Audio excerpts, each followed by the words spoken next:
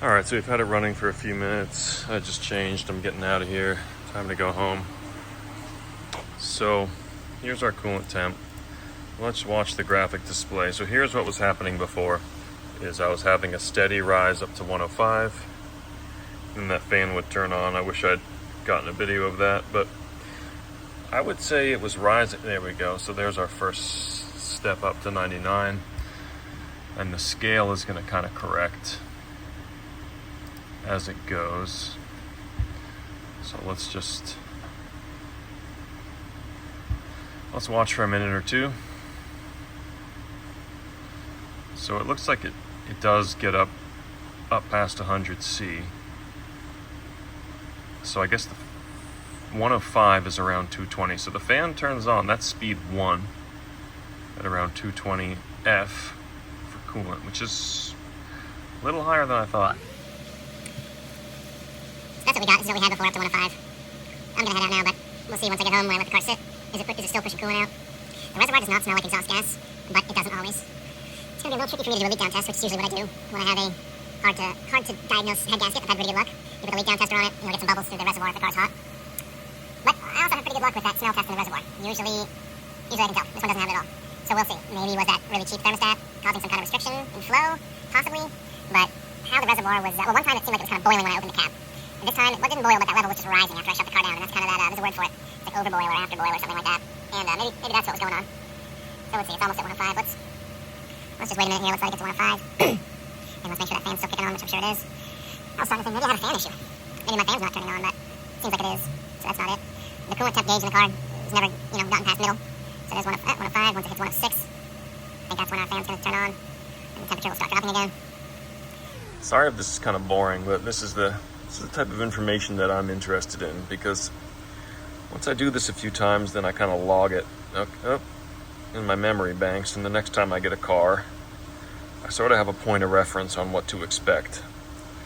I can see every 20 seconds or so I have a degree. And there's the fan. Heard it there. So there's the fan. And you know what?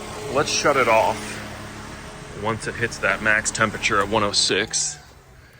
And yeah, look at that. See? It's starting to spit out. It really seems like it's overpressurizing. That's really a bummer.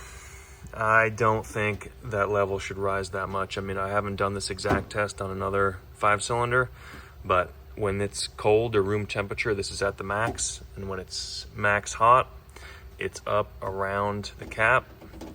I might just try lowering the level to the min and doing the same thing, but I have a feeling if I touch this cap right now,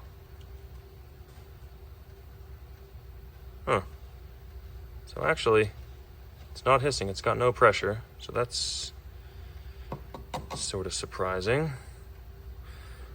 Okay. Well, I'm not exactly sure what I'm gonna do now. I might take some out and see if it stops spitting out of the reservoir. That was not what I expected to happen. Anyway, that's it for now. Time to get home, get some dinner. Okay, well, we made it home. It's about a 15-minute drive, and the level is up pretty high again. I siphoned out about 200 milliliters, and the level dropped to about the top of the max. So now it has risen. So I'm not sure. I think we still have some overpressure. We have some overpressuring issues here. Man, I'm losing my ability to speak here. I'm tired. See some white crust here. Almost like some coolant was getting past the cap. The most important thing, it's not dripping. Did I speak too soon? Before it was just pissing out of the bumper cover because that petcock O-ring, I think, is why. So at least that's not happening now. Anyway, I'm tired. That's it. Oh boy. Well, I just broke that. Yep. Great. Cool. I was about to say, this car's actually looking kind of nice. And I broke the headlight wiper. Not that it works anyway, that's it. Here's a good indication of when it's in the morning. Here's my coolant level when it's cold, right below min. That was up above max. So that level of fluid fluctuation, that's not normal. That makes me think head gasket, maybe water pump, but it's not overheating. I would expect water pump if it was overheating. So I still need to do a leak down. These spark plug holes are so filled with oil. It's kind of stupid, but I don't even want to do a leak down until that's fixed, because I don't want to dump all that oil in, but maybe I will anyway and just deal with that. But yeah, something's not quite right there. But at least the coolant light isn't on this morning anyway. Let's get to work. And parked the car and just went to get it, and the low coolant light is on again, and it's almost totally empty. I think there's just a couple millimeters at the bottom. So I'm not sure what's going on. I don't think I was having this issue when I got the car. It was low on coolant when I got it, but I was driving it around for a few weeks, and I was not having to top off the coolant like this. Now, was that because the coolant light was always on, so I wasn't checking it? Maybe, but I don't think so. I'm pretty sure every time I would open the hood, I would have noticed that. So it's a little weird, because I did fix a small leak there from the petcock, and that started like a week or two ago. So it's very odd that it was low on coolant when I got it. It did have a leak, and now I fixed the leak, and now it's pushing all the coolant, it seems, out of the cap. Not sure what to make of that. Right now I'm just going to replace the fuel filter. It's original. I kind of ordered it before everything went crazy with this non-op. I have it, may as well put it in. I'll be curious to see what the old one looks like, so I'm going to take care of that.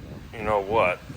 I'm wondering, I replaced that reservoir, and the new reservoir came with a new cap, and I think I was talking about it yesterday, but I'm wondering maybe if this cap is just not holding pressure.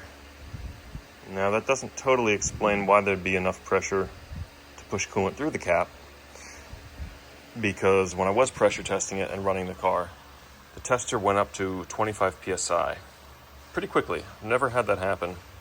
So, a couple variables here, but something definitely is going on now that wasn't happening before. Of course, I've jumped the gun yet again. The way you can tell if these are original is they'll still have this tape on the fitting. Maybe it's just on the front on this one. So I already got this rear fitting off. I'm always a little bit delicate with these, because I have seen them crack before. So not much to it. We're gonna get this filter out. I don't think I'm gonna have a way to film this, but you'll just have to take my word for it. We might get some satisfying footage here of some brown liquid coming out of this fuel filter, which appeared to be original, but that's not the case. It's coming out clear. Oh well. What we're putting in is a Hangst. Usually I like Molly, but it was sold out on Rock Auto, but this looks pretty much identical. So I think we'll be good. It's in. Of course, one of the issues I purchased this part for was this. We had this, it was a system rich and a system lean actually. And the fuel pressure was okay, but just when I have a part that's original, like a fuel filter, yeah, see, I think that's leaking now. Man, these things are so delicate. I hope I didn't just ruin my ride home. We'll see in a minute when I start. All right. I think that was just residual that was left in the connector. Because if it was leaking, it would definitely be dripping now with 65 psi. So we're good. That's it for today. So here we go, next morning. Last night I filled it up again to the min, and it's all gone. So I don't know if it's still getting pushed out of the cap. It's hard to tell now.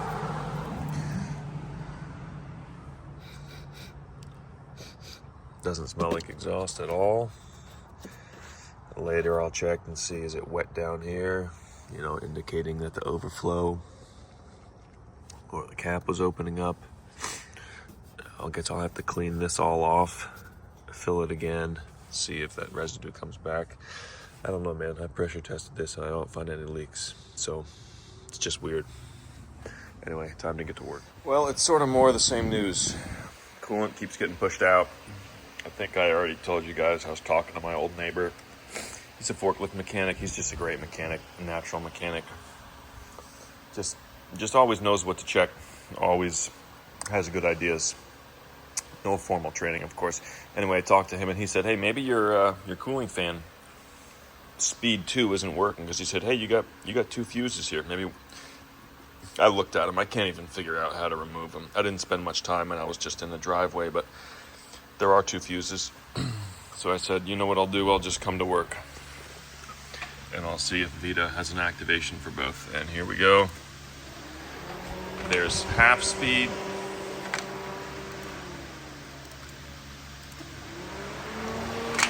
And there's full speed. So that's not the issue. I mean, I had an exact same issue with another C70. I don't know what it is about C70s with low miles. That one only had 60K. Seems like when these cars sit, those head gaskets just get eaten. Anyway, obviously I'm not going to do that today. I don't even want to pull the plugs to do a leak down or look at the pistons to see if one is clean, because there's so much oil in those spark plug cavities. I don't even want to get that all in the motor. So I'm not really sure how to move forward with that right now, but it doesn't really matter. The car doesn't overheat. It's still drivable. You know, there's still coolant in the motor, even if the reservoir is empty. At least I hope there is. I guess I better keep topping it up. These tires, I tried to force balance them and it just doesn't work. I think they're flat spotted. They won't balance.